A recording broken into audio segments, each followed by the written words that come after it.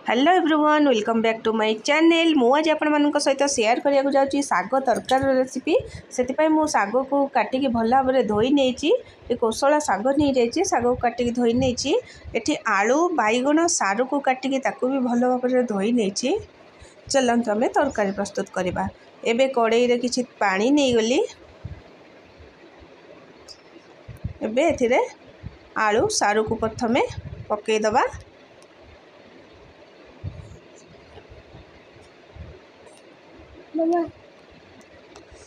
एथिरे गोटे चमच हलदी गुंड आ स्वाद अनुसार लुण पकेबा।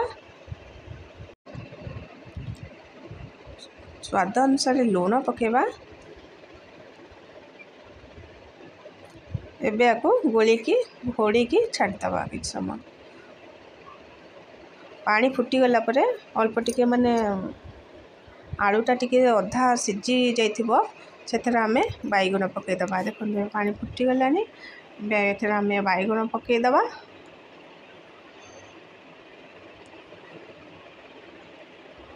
टिके समय तक घोड़े दबा ना बैगणटा कांची जाइजिबो।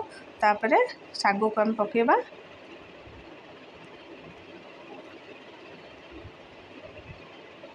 ताको भल भाव मिक्स करदबा।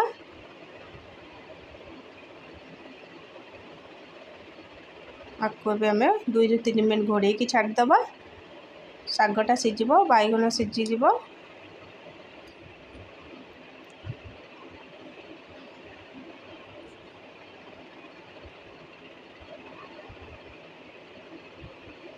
देखो मोर ए सीझी जाइए पूरा भल भाव में। एबे आपको गोटे जगह काढ़ीदबा। एबे आर छुंक रेडी करवा। देखो गोटे जगह काढ़ी नेली। एबे कड़ाई रे तेल नहीं गली से गोटे सुखिला लंका जे फुटण अध चमच गोटे काटिकी रखा छोट पियाज किछि रसुण छेचा 10 ରୁ 12 पाखुड़ा रसुण छेचा।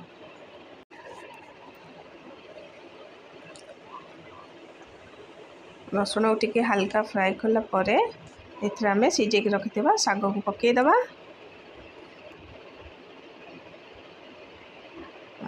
आपको गोली की टिके सम फुटिया पई छाड़दबा।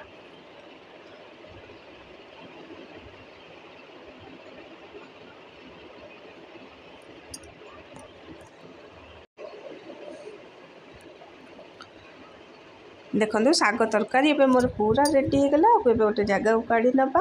आ जो मैंने जान ना उपर साग तरकारी बने खाइबे बहुत बढ़िया टेस्टी लगे। साग तरकारी रेसिपी भल लगी लाइक कमेंट सब्सक्राइब करने को जमा भी भूलें एमती बन निश्चित।